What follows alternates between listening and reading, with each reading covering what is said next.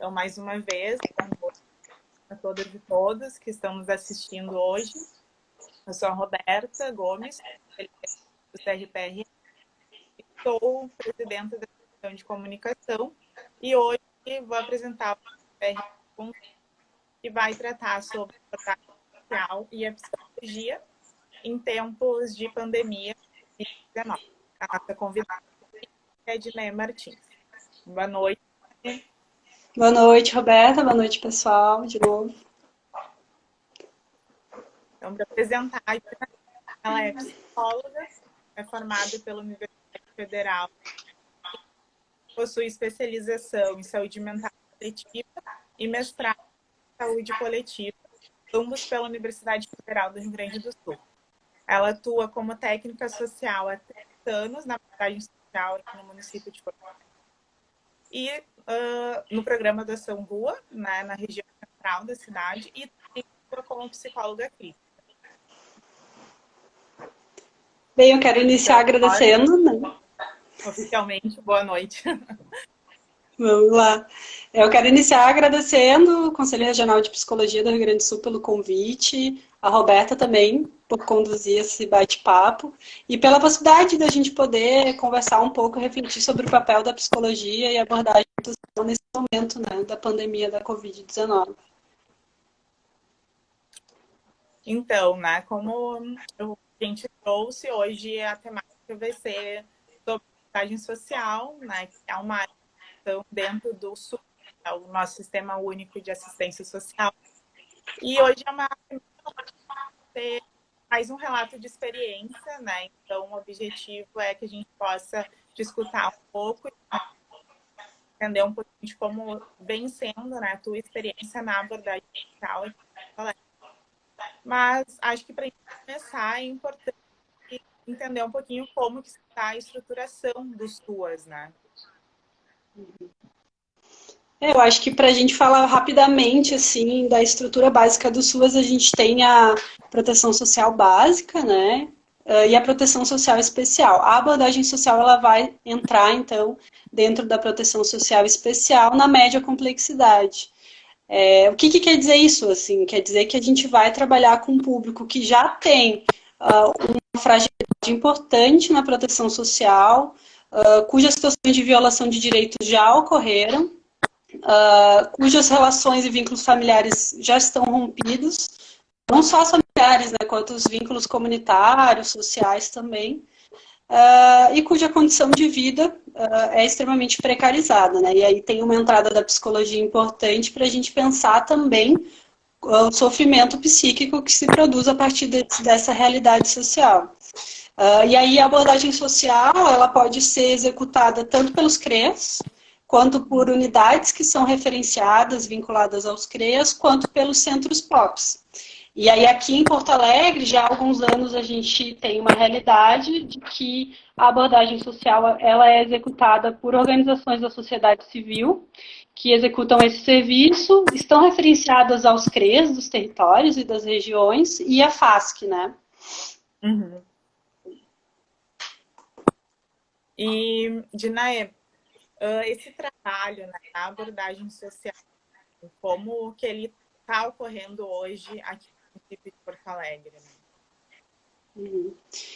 Bem, assim, eu acho que para começar também a gente poder explicar um pouco o que é abordagem social na prática, porque de modo geral as pessoas conhecem uma parte do trabalho da abordagem, que é com a população em situação de rua moradia, né? Mas a abordagem ela é um pouco mais ampla, porque as outras frentes de trabalho, que são as situações de trabalho infanto-juvenil e a exploração sexual de crianças e adolescentes também fazem parte da atuação da abordagem, né? Então, as equipes de abordagem, elas são compostas por técnicos sociais, né, do qual a psicologia faz parte, que são profissionais de nível superior. Em grande parte são assistentes sociais e psicólogos, mas existem outras profissões também que compõem algumas equipes, né? E pelos educadores sociais de nível médio, que também compõem, então, essas microequipes, né? A psicologia, então, entra como técnicos sociais de referência para o acompanhamento social, né? Esse é o principal diferencial técnicos sociais têm frente aos educadores sociais no trabalho dessas equipes. Assim, a gente é responsável, então, pelo acompanhamento social, que vai se dar a partir da construção de um plano de acompanhamento, que pode ser individual e pode ser familiar também, depende da composição, assim. E aí ele vai acontecer de várias formas. O carro-chefe, ou o que abre as portas assim, para o nosso trabalho, é a abordagem no espaço da rua. Então, é a equipe sair, tanto os educadores quanto os técnicos, no espaço da rua, para fazer o mapeamento do território, para conhecer, enfim, onde as pessoas circulam, onde elas transitam, fazer buscas ativas também. E aí tem outras produções assim que a gente faz, que são os atendimentos individuais e familiares, tanto no espaço da rua, que a gente também pode fazer, quanto na sede das instituições e dos serviços, né? Uma outra parte daí do que a gente faz é o acompanhamento de sujeitos e famílias até serviços, então, desde acompanhar um sujeito para um atendimento em saúde mental, até acompanhar uma família para fazer documentação, cadastro único, enfim, isso tudo também compõe o nosso trabalho, né? Junto com, que eu acho que é uma das coisas mais importantes, que é a articulação com a rede, e aí, né, pensar a rede intersetorialmente mesmo, saúde, educação, justiça, enfim, né, toda a gama de políticas assim que a gente pode estar se articulando, né? E isso tudo, toda essa vinculação com as pessoas vai se dar a partir da construção de um vínculo, assim. E o vínculo ele se dá pela presença na rua, assim, pela presença contínua, da gente retornar, da gente estar presente de alguma forma no cotidiano, né, desses usuários. E construindo também uma escuta, né? Uma escuta para a demanda, uma escuta para o sofrimento também que aquele sujeito, aquelas famílias estão apresentando. E a partir daí a gente vai conseguir compreender bem, esse sujeito fica num ponto X da cidade, o que ele acessa, qual a rede de proteção dele, qual a relação de pertencimento que esse sujeito tem também com esse território. O pessoal está comentando que o áudio está ruim. Não sei se todo mundo está com esses problemas, a gente está conseguindo se ouvir bem. Pois é, para mim ele está fluindo bem, está gravando. Tá, acho que a gente pode seguir então e a gente vai avaliando. Isso. E aí, bem, eu estava falando um pouco disso, assim, de que o nosso trabalho da abordagem também é conseguir compreender esse território de sobrevivência, esse território existencial, assim, das pessoas em situação de rua. E tem algo muito importante aí, que quando a gente avalia isso, a gente também compreende as relações e as redes de proteção formais. Então, que serviços esse usuário já acessa, que serviços ele não conhece, não acessa, e que redes informais também que ele tem. E uma coisa muito comum é essa produção de relações de apadrinhamento, né? Então, as pessoas em situação de rua, grande parte delas tem padrinhos e madrinhas, né? Que são quem apoiam, assim, desde fornecer alimentação, água, até guardar documentos, guardar pertences, enfim, né? Isso é uma rede muito importante que a gente também tem que poder contar aí no nosso trabalho no dia a dia. E aí, de forma geral, é isso um pouco, né, tentando desenhar o trabalho da abordagem, que vai culminar, né, numa tentativa de garantir o acesso, então, dessas pessoas às políticas, aos serviços e aos benefícios que estão disponíveis, né, na nossa rede. Sim. O pessoal está dizendo que tem um ruído, sim, assim, quando tu fala, mas que está dando para ouvir, assim, que tem algumas pequenas diferenças, mas não está atrapalhando a transmissão, né? Então, tá, perfeito. Vamos seguir. O horário, né, da rede, eu acho que também a sobrecarga da rede pode estar influenciando mais para umas pessoas que outras. Mas então, né, falando sobre a abordagem social e essa experiência que tu traz um pouco do trabalho na rua, existe uma diferença, né, entre rua moradia e rua sobrevivência. Então, eu queria que tu pudesse explicar um pouquinho como está essa diferença. Eu acho que são dois termos bem importantes, porque dizem do trabalho da abordagem, né? A gente, então, não atende, não atua só com a população em situação de rua moradia, que são aquelas pessoas que Normalmente tem um espaço mais fixo no espaço da rua, tem pertences, colchões, cobertores, lonas, barracas, e usam o espaço da rua como espaço de moradia, de pernoite, né? Esse é o que a gente define como situação de rua moradia. Mas tem um outro ponto que a gente atua também, que é a situação de rua sobrevivência, que vai dizer de sujeitos e famílias que usam o espaço da rua como forma de sobrevivência. Então, de modo geral, envolve situações de mendicância, né, que a gente vê, assim, principalmente nas grandes cidades, famílias ou sujeitos pedindo em frente a supermercados, a lugares com grande circulação de pessoas, ou vendendo alguns itens, né, e aí é historicamente conhecida a venda de bala de gomas, de panos de prato e outros itens, assim. E também a catação, né, que é a coleta de materiais recicláveis, né, que também acaba definindo formas da relação da rua como espaço de sobrevivência.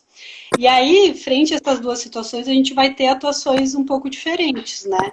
Quando a gente pensa em situação de rua para a população em situação de rua moradia, quando a gente pensa atuação para a população em situação de rua moradia, a gente vai pensar nisso um pouco que eu trouxe, assim, da aproximação da oferta de acesso aos serviços, como albergue, centro pop, abrigos e outras políticas e benefícios, né? E quando a gente pensa nas situações de rua sobrevivência, e a gente tem uma característica na cidade e no território até específico onde eu trabalho, que ela é composta por famílias com crianças e adolescentes que acabam ficando em situação de trabalho infantil nesse território, né? Mas, de modo geral, quase na totalidade, elas moram fora do território centro, né? Elas têm domicílio, elas não moram na rua, né? Elas têm um território de existência e acabam vindo para uma região mais central, porque é onde circula, tem uma grande circulação e oferta de doação, e também é muito mais fácil a atividade de pequenos comércios, assim. E aí, nesse ponto, quando a gente fala de famílias em situação de rua sobrevivência, a gente vai estar falando que parte do nosso trabalho, e eu acho que é muito importante, é a gente acionar essa rede do território. Então, ver se essa família é atendida no território, se ela tem acompanhamento de equipe de CRAS, CREAS, ou mesmo de abordagem social, né? Para que a gente possa, enfim, pensar de intervenções também com essas famílias, né? Mas é mais ou menos isso um pouco para a gente poder diferenciar, porque, de modo geral, a gente ouve falar muito da abordagem para a população em situação de rua moradia, né? Sim. Tu consegue colocar o fone de ouvido para ver se melhora um pouco? Colocar o fone? É. Consigo. Eu vi que alguém perguntou ali se padrinho e madrinha é na área da assistência. Talvez eu não tenha explicado, mas assim, quando o pessoal fala em madrinha e padrinho, são moradores da cidade, pessoas que trabalham em algum edifício próximo onde a pessoa em situação de rua fica, e eles estabelecem uma relação que eles chamam de padrinho e madrinha, né? Mas, de modo geral, não são trabalhadores que estão no acompanhamento, são pessoas da comunidade mesmo que apoiam, né, essas pessoas. Assim. Eu vou tentar colocar o fone aqui para ver se melhora um pouco. Outra pergunta, se a ação ela é através do município ou do conselho, né? Então, a gente está falando da atuação na assistência social, na política de assistência social, dentro do SUAS, que é assistência social, e especificamente a abordagem social, né? Então, aqui no município de Porto Alegre, no Rio Grande do Sul, a abordagem social ela se dá através das organizações da sociedade civil. Então, não é um vínculo de servidor público, mas é vinculado também ao município de Porto Alegre. Só para deixar mais nítido a questão aqui. Bom, a gente falou um pouquinho, né, sobre o que é a abordagem, de que forma que ela acontece, né, o trabalho, mas e a psicologia, né, na abordagem, assim, qual é o nosso papel enquanto trabalhadoras e trabalhadores psicólogos dentro da abordagem social? Acho que é um ponto bem importante, porque quando a gente pensa nos técnicos sociais da abordagem, né, todos têm um papel muito próximo, né, que é de articular a rede, tudo isso que a gente vem conversando aqui, os encaminhamentos de muito parecidos, né, que um psicólogo, ou outro técnico de nível superior vai poder construir frente à política. Eu acho que o principal diferencial que eu vejo a partir da psicologia é a possibilidade. Oi, Oi, voltamos. de novo. Bom, eu acho que a gente já tem um diagnóstico, né, de que o CRPRS Convida precisa mudar de horário, porque essa hora está muito sobrecarregada. Enfim, eu não sei em que momento exatamente travou para quem estava nos assistindo. Eu também não sei, porque para mim eu continuei me ouvindo e vendo as pessoas escrevendo ali, mas não te ouvi mais. Para mim começou a travar logo que tu começou a falar da questão da subjetividade, né, da escuta do psicólogo dentro da verdade social, assim. Então, Uhum. Eu estava um pouco falando sobre isso logo após a pergunta. Tá, eu acho que eu vou retomar um pouco então, porque eu estava falando um pouco disso, pensando qual a diferença então do papel da psicologia nesse contexto, né? Que é dessa escuta e desse olhar para as questões subjetivas, para os fatores subjetivos que compõem, enfim, essa população, para que a gente consiga pensar e construir com eles planos e projetos de vida para a superação da situação da vulnerabilidade, assim. E aí eu acho que tem uma coisa bem importante também, que eu acho que tem muito a ver com o papel da psicologia, é de pensar estratégias para romper com ciclos transgeracionais de situação de rua, que é algo que a gente vê, famílias que tem 2, 3, 4 gerações em que os sujeitos passaram ou transitaram pela situação de rua. Então, acho que aí tem mais um ponto também interessante de intervenção do psicólogo, da psicóloga, né? sim. Eu acho que isso que tu trouxe, né, de que o técnico social, sem importar qual é a área de formação, ele faz o mesmo trabalho na prática, é o mesmo trabalho. Isso eu acho que é bem importante deixar registrado, né? Que é uma diferenciação que a gente tem dentro da política de assistência social. Se a gente faz outra política como o SUS, né, saúde, as áreas de atuação elas já são um pouco mais delimitadas, né? A sua atuação um pouco mais delineada, assim. E no SUAS não, no SUAS tem essa especificidade e acaba sendo muito bacana, né, para quem está atuando, porque é a questão do intertutorial, né, da gente poder acionar a rede que tu trouxe um pouco antes. Uhum. E tu falou um pouco também, em algum momento, que tem uma território em que tu atua, né, porque tu atua na central aqui da capital do Rio Grande do Sul, né, em Porto Alegre. Acho que daria para falar um pouquinho sobre quais são, né, essas particularidades desse território. Eu acho que isso é bem importante, porque, bem, a gente tem uma cidade como Porto Alegre que tem territórios muito distintos um do outro, né?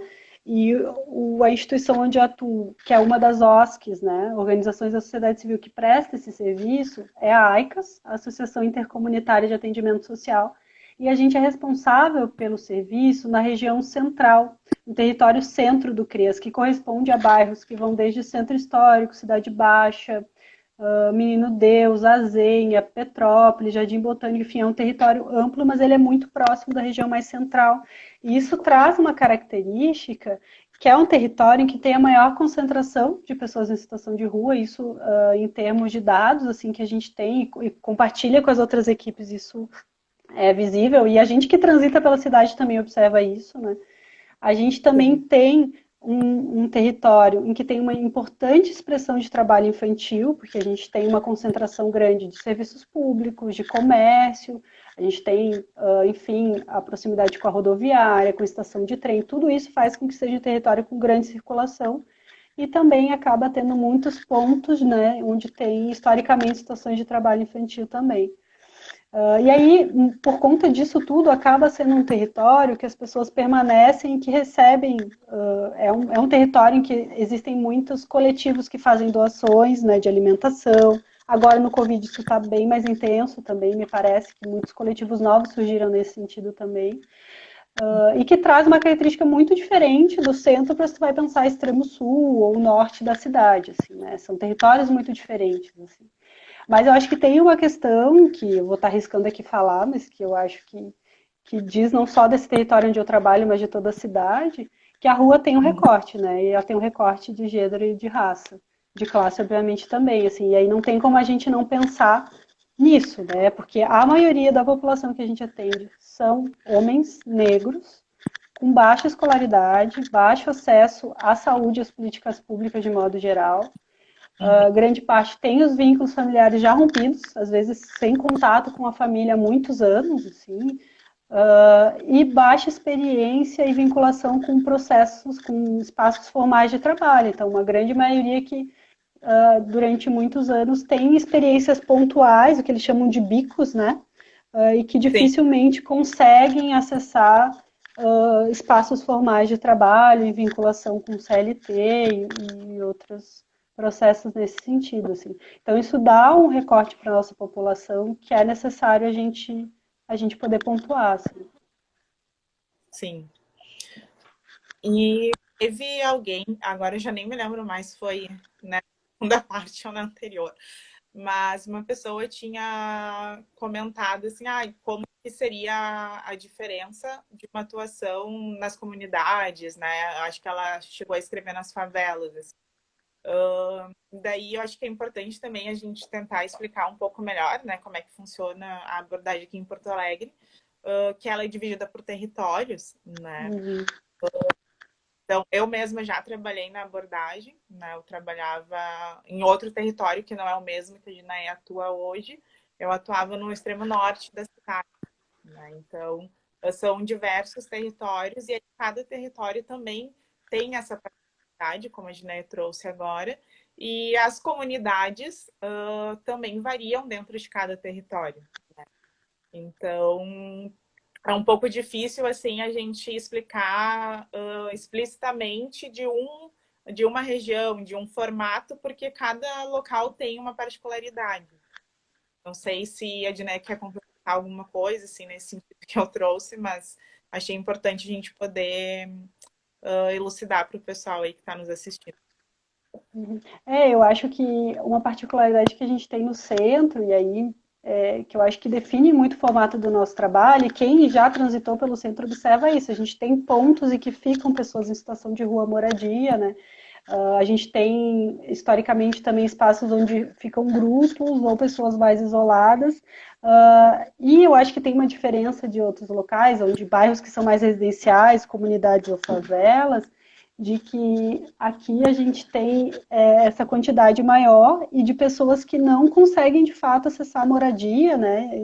Enfim, estão há muito tempo já nessa situação de rua moradia no centro, assim, tem uma vinculação com o centro muito forte, com formas de sobrevivência daqui que são específicas, assim, não sei muito como falar de outros territórios que eu não tive experiência, né, mas eu acredito que o trabalho seja muito, muito diferente. Sim.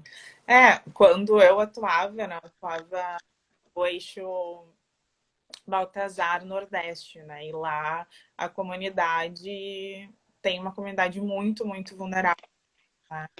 E, assim, a atuação, se a gente for pegar o grosso, assim, né, do que é um pouco da abordagem social, ela não muda, né? As atribuições, elas são as mesmas em todos os territórios. O que muda é a forma, né, que tu vai conseguir chegar nesse território, que tu vai conseguir acessar essas pessoas, né, essa população, a forma de vinculação mesmo, né? Às vezes ela pode ser um pouco mais difícil, mas é isso, sim, é muito difícil a gente estar exatamente como se fosse um checklist, assim, vamos fazer assim, vamos fazer assado.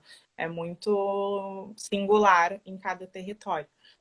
Eu acho até que tem uma coisa que eu fiquei pensando sobre isso, assim, agora isso é algo que está se modificando um pouco na cidade, mas a gente tem, de modo geral, na região mais central, vários serviços disponíveis da rede, o que, de modo geral, é diferente um pouco do contexto dos bairros mais afastados da região central, em que os recursos vão se dar de outra forma, assim, é uma outra rede, né, de apoio, e de suporte que essas pessoas vão ter, porque historicamente não tinham muitos serviços, né, como albergues, centros pop, enfim, agora a gente vê uma certa descentralização, mas eu imagino que isso também modifique muito o trabalho e as possibilidades de alternativa que as equipes vão tendo. Sim. Acho que é bem importante a gente conseguir pensar sobre isso, até porque a gente está falando de Porto Alegre, né? Se a gente for para outro município, já muda totalmente, mesmo dentro do nosso estado, quem dirá a nível nacional, né? Teve uma pergunta aqui que, coincidentemente, é a próxima pergunta que eu já iria te fazer, que é como vem sendo a abordagem social em meio à pandemia, né? Quais são os diferenciais, o que está acontecendo para vocês que estão aí na ponta? Sim, eu acho que é uma pergunta importante a gente olhar, assim, porque, bem, eu acho que a rua é uma experiência limite, né, na vida do sujeito, enfim, que diz de uma série de vulnerabilidades, e aí a gente poder pensar que o Covid é mais um agravante frente a isso, né?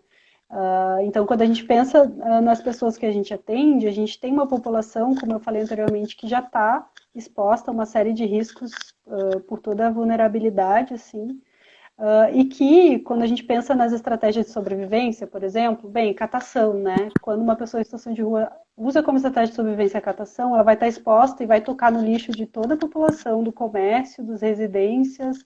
Isso por si só é um agravante também e coloca, expõe ela em ainda mais risco, né, frente à contaminação. E, ao mesmo tempo, essas estratégias de sobrevivência que expõem as pessoas em situação de rua e que, de alguma forma, garantiam minimamente um certo recurso de sobrevivência também estão em baixa nesse momento. Então, uma das coisas que a gente tem observado é que as pessoas estão com mais dificuldade assim, de alimentação, mais dificuldade de receber doações, né, no sentido de, principalmente atividade de mendicância, porque à medida que a rotina da cidade muda, a dinâmica da rua muda também. Então, aqueles pontos que as pessoas tinham de apoio, mais informal, também se modificam, porque os padrinhos estão menos na rua, as pessoas estão circulando menos, e com isso as pessoas também recebem menos apoio, de modo geral, né? Então, a gente vê que as pessoas têm trazido essa preocupação, assim.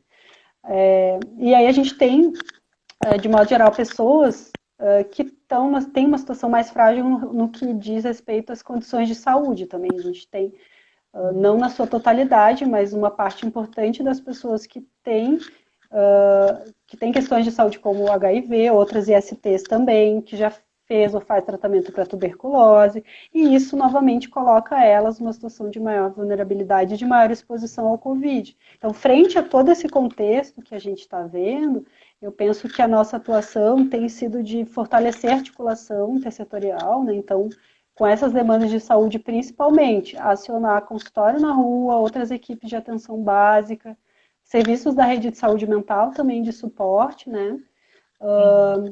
E poder pensar alternativas e estratégias para também trabalhar os fatores psíquicos, os fatores de saúde mental, que colocam as pessoas, aumentam ainda mais essa vulnerabilidade. Porque, bem, não tem como a gente não pensar quem morre de Covid, né? A gente está tendo esse debate de que, bem, estamos todos no mesmo barco, todo mundo, Covid atinge todo mundo. Ok, o Covid atinge todo mundo, mas quem está morrendo de Covid, né? E alguns estudos já estão apontando para o fato de que quem está morrendo é a população negra e pobre.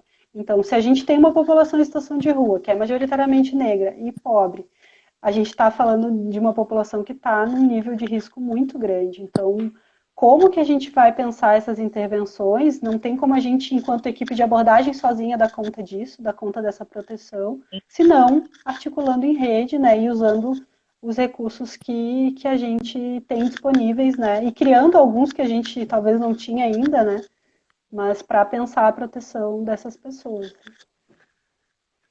Sim. Tu traz algo bem importante, né, que eu acho que é justamente esse recorte, né, quem está na rua e quem está sendo mais atingido, né? E essa questão da crise, né? A gente vem falando muito que a pandemia está sendo um momento de crise, né? E que muitas coisas têm se explicitado. E aí as pessoas dizem, mas atinge qualquer um, né? Não tem isso de raça, de classe, de gênero, mas na verdade tem e sempre teve, né? A verdade é essa, assim, não é que agora tenha mudado, né? A necropolítica ela não foi inventada e posta em prática neste momento que a gente está vivendo uma pandemia. Ela já existia, ela só, eu arrisco a dizer que ela só está mais aparente, né? As pessoas conseguem, pessoas que antes não olhavam para isso, talvez agora estejam olhando justamente porque elas também estão sendo atingidas, né? Eu acho que vai um pouco por aí, assim. A Daisy que fez uma pergunta se a gente acredita que há mais pessoas nas ruas, né? Pessoas em situação de rua, moradores de rua, ou que é a nossa percepção que mudou, né? Que é exatamente isso que a gente estava falando. A crise, ela está posta, né? O, o nível socioeconômico das pessoas tem diminuído, né? Mas aí eu não sei o que que tu que tá na ponta, né, na região central, enxerga. Tem mais pessoas na rua agora ou o que mudou a forma, né, dessas pessoas estarem na rua? Eu acho que é uma pergunta bem complexa. Eu acho que não tem também uma resposta fácil, mas assim, eu estou trabalhando há 3 anos nesse serviço, né, nessa região mais central. A gente passou por momentos políticos e econômicos muito diferentes já nesses últimos 3 anos e que, obviamente, vão impactar, né, não só em quem já está em situação de rua, mas para que novas famílias e sujeitos adentrem para a situação de rua. Isso é algo concreto que a gente está vendo, porque, bem, se a gente tem o aumento do desemprego, se a gente tem o corte em uma série de benefícios, né? E uma série de questões sociais no país, a gente vai ter um atravessamento lá na frente, assim, né? Então, assim, a gente observa sim, né, e até em termos de dados, de produção de atendimento, de quantidade de pessoas atendidas, a gente consegue observar sim, que tem um certo aumento, sim, né, na quantidade de pessoas em situação de rua e muitas situações novas, né? Então, ao mesmo tempo que a gente tem pessoas que já estão há alguns anos na rua, a gente tem tido muitos casos de pessoas que adentram agora. Por isso, por uma situação de desemprego, por conflitos familiares, conflitos no território. Então, as pessoas que moravam em territórios onde tem disputas de facções e acabam sendo expulsas da residência e adentram para a situação de rua. Então, eu acho que é um debate importante e que eu vejo que sim, e eu acho que a tendência, e a gente pode talvez conversar sobre isso um pouco depois, é que isso aumente, né? À medida que a gente tem esse caos social e político, a tendência é que a gente tenha, assim, uma ampliação aí de pessoas em situação de rua. Eu acho que é isso, poder não só nesse momento, né? Não só agora, enquanto a pandemia ela estourou que aqui no nosso país e principalmente aqui no Rio Grande do Sul, esse estouro pico ainda tem alguns cientistas que dizem que nem chegou, que deve esperar ainda daqui umas 2 semanas. Então, isso ainda vai se prolongar, sabe? Aquela vida dita normal, né? Ela não vai voltar tão rápido. Mas a gente precisa pensar também como que a gente vai seguir vivendo, né? E como que a gente vai seguir a vida, não só individualmente, mas também na área do trabalho, né? E aí na abordagem social, justamente por o atendimento ser voltado para aquelas pessoas que são as mais vulneráveis, né? São aquelas que vivem nas condições mais precárias, têm os seus o acesso aos seus direitos mais básicos negados, né? Então, acho que é uma reflexão que é legal ficar também, plantar a sementinha aí para todo mundo, né? Ana Luísa perguntou aqui se a equipe está tendo EPIs, né? E aí eu acrescento, para além dos EPIs, né, dos equipamentos de proteção individual, como que está sendo essa organização no geral, dos trabalhadores ali da tua equipe para se proteger e também para proteger a população que vocês atendem, né? Acho que essa pergunta é bem importante, porque acho que quando vem, né, toda a pandemia, acho que a gente, enquanto trabalhador de um serviço que é essencial, né, a gente se pergunta isso, como que a gente vai fazer para se cuidar também, para cuidar dos outros, né, dos nossos colegas, das pessoas que a gente atende. Eu acho que, assim, eu vou falar da experiência que eu vivo, porque acho que outras equipes talvez se organizem de formas diferentes, mas foi criado uma espécie de protocolo, assim, de cuidado com os trabalhadores e com os usuários, e que ele é bem amplo, assim, ele diz desde, assim, o que fazer quando chegar na instituição. Então, o trabalhador chega, higieniza as mãos, higieniza os espaços onde vai usar, então, se eu vou usar o tal computador, eu já higienizo todo o espaço, de máscara, né, sempre também. Então, a gente tem disponibilizado as EPIs, máscara, luva, suporte de álcool em gel, álcool líquido, enfim, né? Tudo isso a gente está tendo acesso. Isso faz parte dessa rotina de higienização que a gente está criando. Então, além da higienização feita pela trabalhadora de serviços gerais, cada trabalhador também tem uma responsabilidade de higienizar o seu espaço de trabalho constantemente, os telefones, né, quando compartilhados, enfim, uma série de coisas que fez com que a gente necessitasse mudar nossa rotina de trabalho, assim, o cotidiano, para que a gente proteja a nós mesmos, os nossos colegas trabalhadores e, consequentemente, os usuários também. Então, quando a gente recebe um usuário para atendimento, a gente oferta o uso de máscara, o uso do álcool em gel para higienização, e a gente tem tentado trabalhar nesse sentido, assim, acho que isso é uma questão bem importante, né? E aí, bem, quando a gente pensa no cuidado com o usuário, a gente tem um trabalho que é de poder, por mais que a gente não seja da área da saúde, mas prestar uma orientação sobre o que é o Covid, quais as formas das pessoas poderem se cuidar também, porque a gente está no momento que a gente está recebendo de diferentes lugares, diferentes orientações sobre o que fazer, não é? Isolamento social, não é? Pode sair, usa máscara, não sai, enfim. Eu acho que é um pouco o nosso papel também poder produzir essa orientação para proteger as pessoas que a gente atende, né? E aí, na prática, assim, também em termos de fluxos e encaminhamentos, o que a gente tem pensado e tem organizado, assim? Tentar acelerar alguns encaminhamentos. Então, por exemplo, as pessoas agora têm algumas com dificuldade de acessar os benefícios porque não tem documentação. Então, da gente tentar acelerar alguns processos, dialogar com o cartório, enfim, com o IGP, o Instituto de Identificação, para tentar minimizar os impactos e tentar acelerar alguns processos, né? E aí, bem, uma pergunta, como que a gente pensa isolamento social para quem está em situação de rua? Eu acho que essa é uma questão que diz disso, assim, que a gente, enquanto equipe, se pergunta, né, como pensar, como produzir isso, e aí a gente tem contado com alguns encaminhamentos mais emergenciais, por exemplo, a oferta de acolhimento institucional, de acesso a albergues, que é algo que a gente já ofertava, mas que nesse momento a gente tem tentado priorizar o grupo de risco, então idosos, pessoas com condições de saúde, clínicas, imunodeprimidos, enfim, como estratégia de redução de risco e de danos, né? Então, essa é uma dos encaminhamentos que a gente tem tentado priorizar nesse momento, junto com o encaminhamento de alguns benefícios eventuais, né, como o auxílio moradia, e para facilitar também o acesso da população ao benefício emergencial do governo federal, né, aquele benefício de R$ 600, que a gente está vendo, enfim, toda uma mobilização e também uma problemática, assim, quando a gente pensa em situação de rua, como as pessoas vão acessar celular, aplicativo, enfim. Então, a gente também, parte do nosso trabalho nesse momento está sendo se organizar para ajudar, para que as pessoas consigam acessar esses benefícios que elas têm direito, né? Sim. Obrigada pela resposta, né?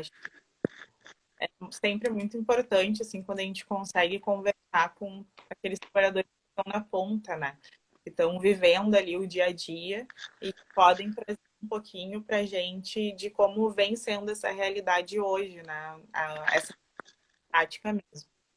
E a gente está falando especificamente aqui de Porto Alegre, né? E mais especificamente ainda da região em que tu atua, mas a gente tem visto também nas mídias, né? A todo momento e tem outras estratégias, outras iniciativas para acolhimento da população em situação de rua. E eu queria te perguntar se tem alguma dessas estratégias, iniciativas de outra cidade, de outro estado, ou até de outro país que tu tenha visto, tenha te chamado a atenção e que tu acha que seja bacana compartilhar com a gente. Eu acho que é mais fácil a gente começar falando sobre o que eu acho que não é legal, assim, que eu acho que é um pouco um consenso que as pessoas compartilharam nas redes, que foi uma foto de um estacionamento em Las Vegas, em que foram feitas marcações no chão para que as pessoas em situação de rua dormissem. Eu acho que foi ofertado colchonete, cobertor, mas para que foram feitas marcações de 1 metro de distância entre cada um para que as pessoas pudessem dormir um certo isolamento ou distanciamento social. Eu acho que esse tipo de experiência a gente pode, né, abertamente falar aqui que é um total desrespeito, assim, né, a essas pessoas e que em nenhum momento isso protege as pessoas em situação de rua, assim. Em contrapartida, eu acho que eu tenho acompanhado, assim, algumas discussões de projetos de lei, por exemplo, que prevêem o uso de hotéis, né, para as pessoas em situação de rua. A gente está numa realidade em que, economicamente, A gente está enfrentando várias questões, os hotéis estão desocupados, né?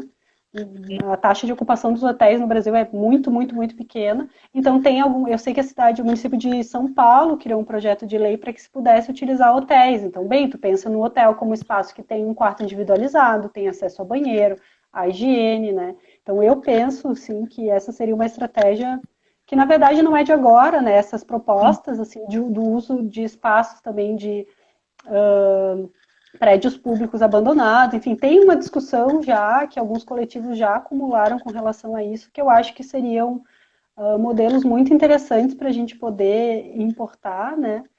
E aqui na realidade, assim, também de Porto Alegre e de outras cidades que eu tenho visto, é isso, ampliação do que já existe, a gente poder ter mais espaços de acolhimento institucional, de acesso a albergues, não é? Espaços de higiene, a gente tem algumas iniciativas de torneiras móveis,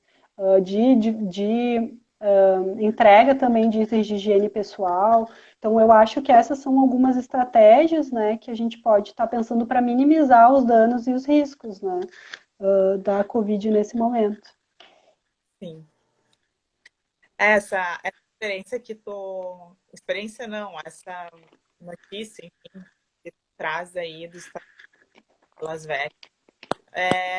A Luciana está falando aqui, toda vida é importante, que a gente precisa garantir os direitos da população de rua. Era exatamente isso que eu ia falar, assim, da importância da gente reconhecer que todas as vidas, elas têm a mesma importância, né? E que, na verdade, esse tipo de ação de tu colocar todo mundo junto no mesmo lugar e próximo, às vezes pode ser até mais prejudicial, né? Do que as pessoas estarem ali na rua, que por mais que tenha toda a dificuldade, né, de higienização, de se cuidar, estão ao ar livre, né? Estão ali num espaço em que tu consegue minimamente respirar um ar puro, né? E se tu coloca todo mundo no mesmo lugar, tu tá fazendo com que o vírus tenha uma capacidade de se disseminar muito mais forte, né? Muito mais facilmente do que se fosse num quarto de hotel, né? Com as pessoas individualizadas, cada um no seu quarto, né? Na sua condição de cuidado, assim. Uhum. E deixa eu ver aqui. Teve uma pergunta, mas acho que tu já falou um pouco, que era como que estava assim nos albergues o trabalho, né? E é um pouco acho que um pouco do acesso, né, que tu já trouxe. Tem umas pessoas adorando lá, falando que tá muito bom e também trabalham. E bom, então a gente pode falar um pouquinho agora como que aí tu, né, enquanto trabalhadora do SUAS, que está ali na ponta, está observando os impactos da Covid-19, né, na saúde mental dessa população que é atendida. Isso eu acho que é bem importante, porque é algo que, bem, se a gente pensa que nós, domiciliados, privilegiados, a gente está sendo impactado em termos de saúde mental com o que está acontecendo, a população em situação de rua também, né? E aí o que eu tenho visto, assim, é que toda essa situação social também, de diferentes orientações sobre o que fazer, sobre como acessar o benefício, sobre o que é o Covid, o que não é, isso também afeta muito a saúde mental das pessoas em situação de rua, e eu tenho visto, assim, e aí falando bem numa área psi, assim, um nível de sofrimento mental muito grande, assim, sintomas depressivos, ansiosos para quem já tinha ou para quem também não tinha ainda desenvolvido esses sintomas, aumento do uso de substância psicoativa, isso acho que é um ponto bem importante, acho que não dá para a gente também generalizar e dizer que todo mundo em situação de rua faz uso de substância, porque isso não é a realidade, né? Mas se a gente pensa que eu atuo no consultório também, eu vejo que o uso entre nós, domiciliados, do uso de substâncias também tem se intensificado nesse momento, como, enfim, uma estratégia de amenizar um pouco as dores e os medos e receios que a gente está sentindo nesse momento. Para a população em situação de rua também isso está acontecendo. Então, eu tenho visto que o aumento do uso de substância psicoativa tem sido alguns dos impactos mais importantes assim, na saúde mental de quem está em situação de rua e já fazia uso, ou enfim, ou que conseguia fazer um uso mais controlado e que nesse momento está se tornando abusivo, né? Sim. Então, faz um paralelo, né, que eu acho bem interessante, assim, tanto o que nós, né, privilegiados, como tu traz, estamos sentindo, também é vivido pelas pessoas que estão em situação de rua. Aí isso para tudo, assim, né, que a gente também consiga introjetar de que as pessoas que estão na rua, elas não são menos pessoas, ou não sofrem menos, ou não têm as mesmas condições, né, que nós, que temos uma casa, que estamos mais seguros nesse momento, né? Uhum. A vida, ela é vivida por todos, né? E todo mundo sente. E, obviamente, que vão ter as dificuldades, mas que eles também sofrem, né? Acho que isso é bem Uhum. importante, que não é só nesse momento também da pandemia, Uhum. Uhum. dia a dia dessas pessoas, né? E o que eu tenho visto assim que a gente conversa sobre, as pessoas sabem o que está acontecendo, né? É algo que, por mais que as pessoas não tenham acesso à televisão, à internet, às redes sociais, as pessoas sabem o que está acontecendo. De modo geral, só tem um acesso mais restrito às informações, assim, e aí eu acho que é o nosso papel poder trazer e trazer algumas orientações de cuidado, assim, mas elas também estão imersas nesse mesmo cotidiano e estão vendo o impacto que isso tem na cidade, né? O restaurante que fornecia a marmita ali para eles já não está funcionando como antes, o pessoal que deixava macaquinho pendurado nos lugares já não está mais fazendo isso, enfim, então tem esse impacto também na prática, no cotidiano da sobrevivência também de quem está em situação de rua, que ela, enfim, é inevitável que elas sintam também, né? Sim. Só para explicar, né? Falou macaquinho, e daí eu fiquei Ah, é. pensando, deve ter gente em outros lugares, né? Então, que macaquinho a gente chama de uma comida, né, que é colocada dentro de uma sacola, assim, e fica pendurada, então, nos portões das casas, dos prédios, a população em situação de rua acessa para se alimentar. Uhum.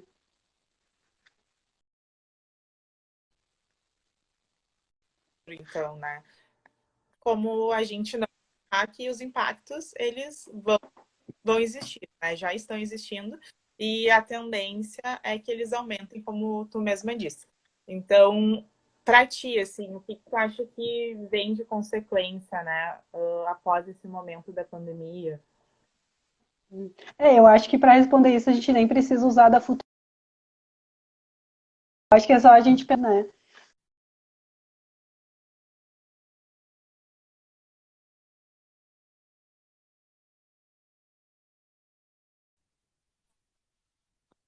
Com uma maior dificuldade, né, de se organizarem financeiramente.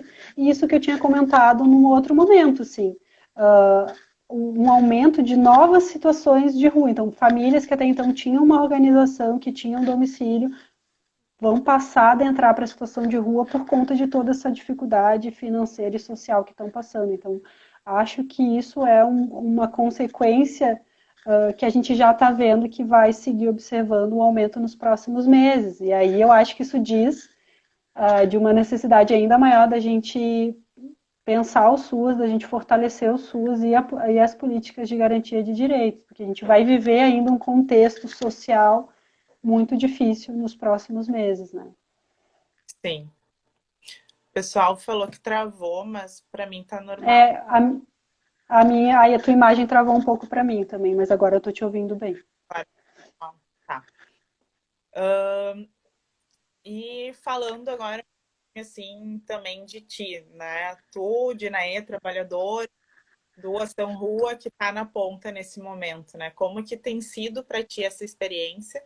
Porque a gente fala o tempo todo que os trabalhadores da saúde, né, estão na linha de frente, e de fato eles estão, mas que os trabalhadores da política de assistência social também estão na linha de frente, né? Também estão ali diariamente com a população e se expondo a risco. E então, como que tem sido isso para ti, assim? Eu acho que isso é uma situação nova e inesperada para todo mundo, né? E para a gente também que está trabalhando é algo muito novo e é inevitável que a gente pensa, que a gente reconheça que existe uma tensão física, uma tensão subjetiva da gente enquanto trabalhador também nesse momento, né? porque a gente tem que o tempo todo estar pensando no cuidado de si, no cuidado do outro, dos colegas, dos usuários, é higienizar o tempo inteiro, é tomar esses pequenos cuidados também, que exigem também subjetivamente da gente, enquanto pessoa, enquanto trabalhador. Então, eu acho que é inevitável a gente pensar que, bem, a gente também é afetado por isso, né, pelo que está acontecendo. Assim, eu acho que um fator que me permite estar nessa linha de frente com um pouco mais de segurança é o uso das EPIs. Assim, isso é algo que tem como abrir mão, né, as EPIs em toda a sua possibilidades, assim, porque a gente é o outro e aí muito quem a gente está atendendo de poder explicar, né? Olha, a gente está usando isso, essa máscara, a gente usa máscara, a gente usa aquela proteção facial de acrílico, né? E poder explicar para as pessoas, olha, a gente está usando isso para proteger vocês também, né? Não só a gente. Então, tem algo dessa reinvenção, assim, do trabalho que a gente tá tendo que fazer, né? E poder, para a gente conseguir também, enfim, ofertar cuidado, ofertar encaminhamentos que deem conta disso. A gente precisa tá bem, estar se cuidando também nesse sentido, né? E eu acho que poder trocar com a equipe, poder conversar sobre como as equipes têm se sentido também nesse momento, as inseguranças, os medos, né? Essa tensão que a gente fica, eu acho que isso tudo é muito importante, a gente poder dar nome, né, para o que a gente está sentindo. Porque é isso, é um trauma coletivo.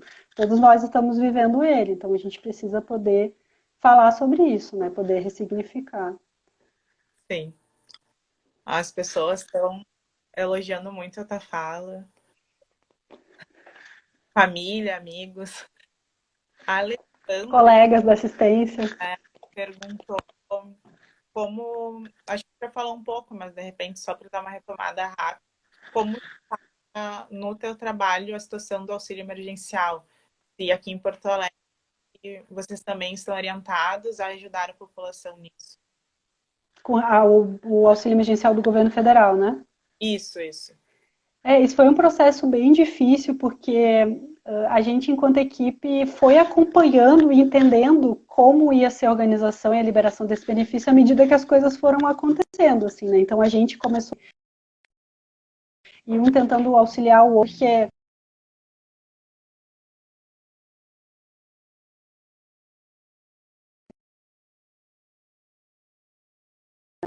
bastava ver o calendário e o número do NIS, né? Que ia conseguir fazer o saque, assim.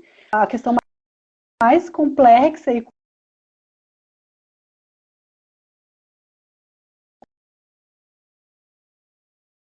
aquele processo no da Caixa ou no aplicativo do auxílio emergencial, posteriormente no outro aplicativo que é o Caixa. Então aí a equipe precisou se ir descobrindo como que nesses aplicativos, assim, que a gente precisa, num dos aplicativos a gente precisa ter um número de celular e o número de celular ele não pode ser repetido, então um cadastro só pode ser feito por um número de celular. E aí, nisso, a gente chegou num limite em que a gente usou todos os telefones institucionais e os telefones pessoais para conseguir auxiliar os usuários, e chegou um momento em que a gente não tinha mais, e aí a gente foi buscando outros recursos, né? E posteriormente, no outro aplicativo, a gente precisa criar e-mail. Cada usuário tem que ter um e-mail para também poder dar continuidade nos passos. Então, foi um grande desafio e está sendo ainda, algumas pessoas ainda não conseguiram acessar o auxílio emergencial do governo federal por conta dessa burocracia e desse acesso a celular e enfim, a tudo isso, aplicativos, que é algo muito restrito para quem está em situação de rua. Eu acho que a gente consegue contar nos dedos quantas pessoas em situação de rua atendidas têm celular próprio. Então, isso exige da equipe uma reinvenção, assim, no sentido de tentar achar formas de que essa pessoa consiga acessar o benefício, né? E é um grande desafio, a gente ainda está vivendo, e acho que ainda tem cenas aí nos próximos meses em que a gente vai continuar tendo que se reinventar mesmo para ajudar esse usuário, essas famílias a acessar esse benefício. Tu falou que a gente vai continuar vivendo, que a gente vai precisar reinventar. E tô vendo aqui também a gente está no final, né? Apesar de termos tido algumas interrupções, acho que conseguimos, vencemos a tecnologia nesse momento. E queria te fazer uma última pergunta, assim. Então, como que a gente segue, né? Como é que a gente segue a vida no meio de tudo isso, como é que a gente segue trabalhando, né, em meio a essa pandemia e pensando no que virá, né, no futuro. Eu acho que bem de início a gente se cuidar. Quem puder ficar em casa, fique em casa. Quem puder ficar de home office, fique de home office. A gente se proteger, proteger os outros. Acho que o Covid evidencia isso, né? Que é necessário o cuidado individual, mas que não existe outra saída que não seja uma saída coletiva. Então, tanto no que diz respeito ao cuidado, né, que eu tenho comigo e com o outro, quanto para isso que a gente está vendo, a necessidade das políticas públicas, né, do SUS, fortalecimento do SUS, acho que é um debate que ressurgiu aí na sociedade, que a gente precisa olhar, então não vejo outra forma da gente atravessar tudo isso, que não seja a gente se ouvir, a gente falar sobre o que está acontecendo, a gente tentar ressignificar e dar espaço para esse trauma que a gente está vivendo, fortalecer esse debate com a sociedade também, porque vejo que as pessoas, de modo geral, têm pensado também nas pessoas em situação de rua, isso tem sido uma questão para pessoas e para coletivos que até então não olhavam para essa população, né? E acho que é o momento da gente aproveitar isso também, e pensar nesse sentido no fortalecimento das políticas públicas, né? Não tem outro jeito, a gente não vai conseguir encontrar outra saída se não for assim. Sim. Né, o fortalecimento das políticas públicas e também que essas políticas elas sejam contínuas, né? Que a só agora, né? Que a nossa luta ela não seja para que os trabalhadores tenham acesso à saúde, à habitação, ao próprio trabalho só nesse momento, né? Mas que seja sempre que essa luta ela seja contínua, porque a gente precisa seguir, né? Precisa seguir firme e precisa seguir lutando para poder garantir os nossos direitos, né? E os direitos também da população que a gente atua. Então, fortalecimento aí também do Sistema Único de Saúde, do próprio SUAS, né? A importância das universidades públicas, do estudo, qualidade.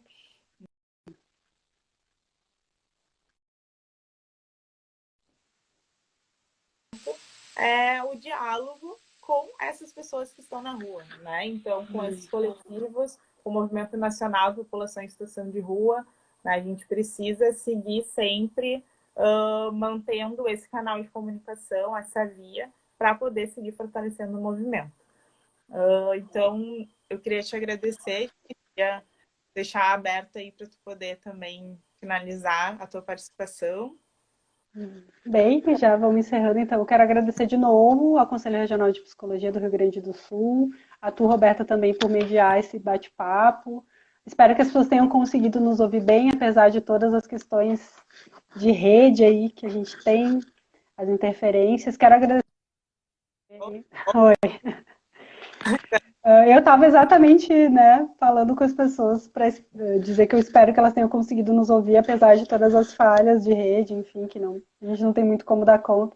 Mas quero terminar seu agradecimento também à AICAS, né, que é a instituição de onde eu trabalho, da onde eu posso falar a partir dessa experiência também, aos meus colegas de equipe, aos psicos também que constroem isso comigo, o pessoal dos estágios em psicologia também que passou e que traz a sua contribuição, e principalmente aos educadores sociais, né, que compõem as nossas equipes e que, para mim, formam a base da abordagem social, é eles que nos aproximam das pessoas em situação de rua, que fazem uma leitura de território incrível, assim, e que precisam também ser reconhecidos nesse trabalho, né? O trabalho na abordagem não se faz só com técnicos sociais, não só com psicólogos, se faz também com os educadores, que são extremamente importantes, né? Mas é isso. Muito obrigada. Então, eu que agradeço, né, em nome do CRP, por essa oportunidade de conversar contigo, né, de disso, como está sendo essa experiência para ti, é bem importante. Esse assunto já tinha surgido aqui nas outras lives, o pessoal já tinha nos pedido para falar. Acho que foi muito bom, assim, é uma pena que a rede não colaborou muito, mas acho que a gente conseguiu, né? Vai ficar a live, depois também a gente vai editar e juntar as duas partes para poder disponibilizar para quem não conseguiu assistir. E também queria deixar mais uma vez aqui registrado para o pessoal o nosso site, né, o nosso site especial para a Covid-19, que é www.crprs.org.br/Covid-19. E além das nossas redes sociais, né? O Instagram, o Facebook, o nosso Twitter, que estão aí disponíveis e também a gente está sempre aberto para receber críticas, sugestões, comentários. Então é isso, né? Obrigada, Dinaê, obrigada pelo Obrigada. que ficou aí firme, aguentando as travadas da rede. Boa Sim. noite, pessoal, e seguimos aí semana que vem. PRS Convida. Tchau, tchau, gente. Tchau.